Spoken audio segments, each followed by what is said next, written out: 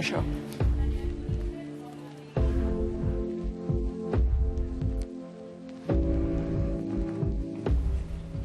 She has taken the gold for Canada and gets the top spot for continuously inspiring so many people to live their lives to the fullest. Can you please look at this visual feast? What a stunning video. I had goosebumps. Please welcome back Tessa Virtue. Tessa, this is so stunning. As I said, it was trending yesterday.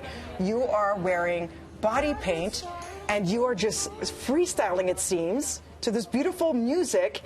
And it's you becoming a peacock on the rink. Yeah. Whose concept was all this? Well, we worked closely together, the team at Nivea and myself. Sam Chouinard choreographed it to really bring out those peacock bird-like movements. But we wanted it to be about finding your authenticity and your individuality. And I think everyone can relate to that, right? Whether for me it's movement or however you express yourself, just feeling comfortable and confident enough in your skin to realize that there are just no limits. And that was 45 minutes of practice? Can you believe it? To learn the piece and an 18-hour shoot to actually get it right on the ice. You're incredible. And speaking of feeling empowered in your own skin, was it at all intimidating when they said, so you're going to wear body paint, right? As fit as you are, I mean, people would think it's a no-brainer, but to embrace it and feel so free, was it freeing to have pretty much nothing but skates on? In a way, yes, it was. It was quite a process to do the body painting, and it looked like I was wearing leggings, so I felt pretty secure. Yeah.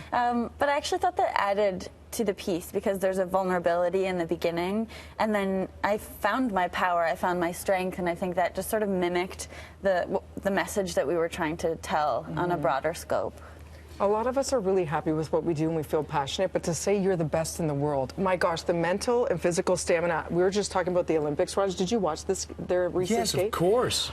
I watched it the next day knowing you won, and I was still sick to my stomach, wondering, like, how do you settle your nerves when it's something that big to go out there and do your best? What tips can you give us, the rest of us mere mortals? Well, I think realizing that everyone has those nerves was important to us, and we just needed to handle them better than anyone. And it's so uncomfortable, that feeling, the stress. I mean, you know, you're on live TV every day. It's so stressful, and yet just realizing, you know, we have to find comfort in this. And Scott looked at me so many times and said, this is what we want. You know, let's embrace this storyline, these feelings. This is where we thrive, because it just makes the end result that much more enjoyable. And a big thing is you love doing it. And that and I think just easy. being prepared, right? Like anything, we knew that we had done everything possible to set ourselves up for that one moment. And that's sport, you know, anything can happen. There can be a fluke mistake, and you could fall, you can trip and whatever, but we knew that we were ready, and we had to trust that training. And how do you deal with being this incredible role model now? Because you have so many people coming at you, you know, social media, you're exposed to all the good and some of the bad, the trolls, as we say. How do you balance all that out, all that noise?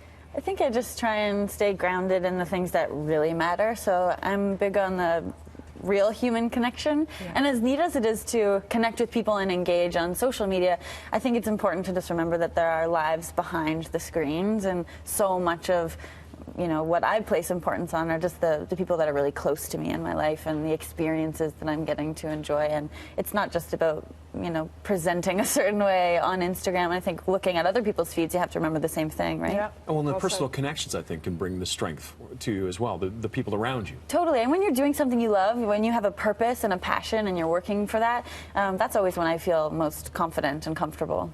Speaking of no limits, I feel like there's nothing you can't do. Like anything you set your mind to, you're going to excel. What does your family and the friends you grew up with, what do they say about all of this success, and what's next for you? What do you have your eyes set on?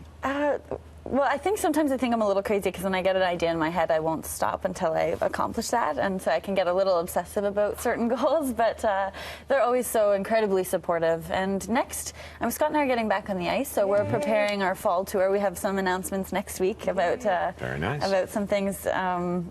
Yeah, I won't tease You that can't too much. say that. I want to, though. I want to, right? We'll leave it at that. Yeah. Is it true you're obsessed with real estate? Because so am I. Are you? Do you watch all the real estate shows? Oh, I tried to, but I'm also just always looking up listings. In every city I'm in, I'm looking up the listings and finding places. And it's real estate. Yeah. How $1 million listing with Vicky Weiss. Okay? We're going to start a whole other show. A new platform. I love it. Exactly.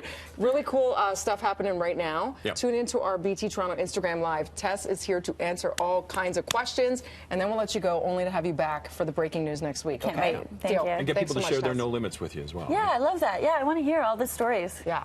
So make sure you follow her at Tessa Virtue and use the hashtag #NoLimits. Thanks, Tess. Thank you. And go to Instagram Live right now. We're going to fire it up. Let's head upstairs.